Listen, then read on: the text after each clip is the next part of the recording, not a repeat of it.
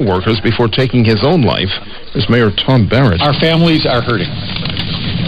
The Molson Coors families are hurting. The Miller families are hurting. Our city is hurting. And what's most important right now is that we as a community come together and put our arms around these grieving families. Just ahead of Friday's opening bell on Wall Street, Dow futures down. The Ben Shapiro Show, weekdays from 1 to 3 on 670 KBOI.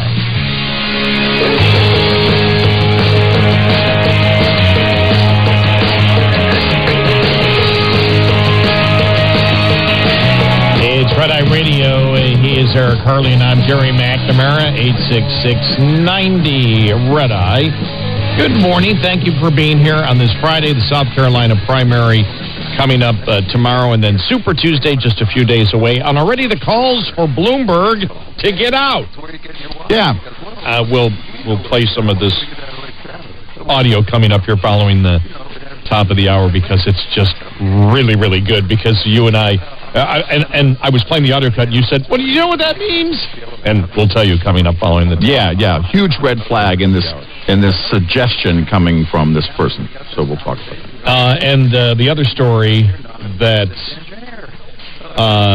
Democrat leaders willing to risk party damage to stop Bernie Sanders.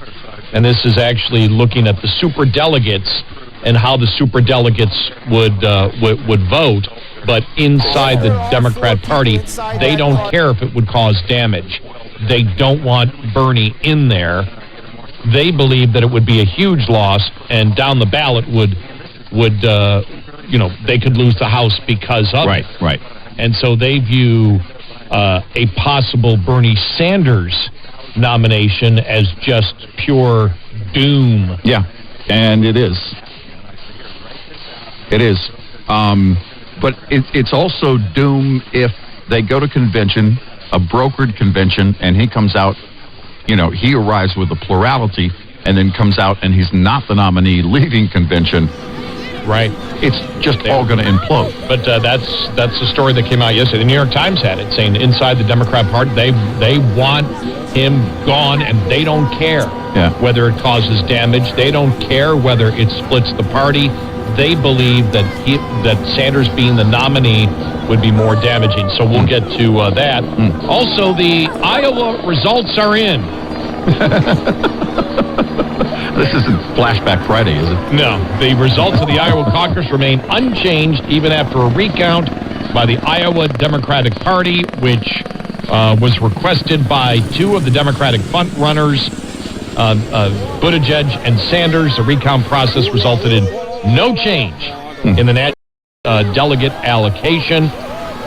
Buttigieg remained the winner of the state with a marginally higher delegate count than Sanders.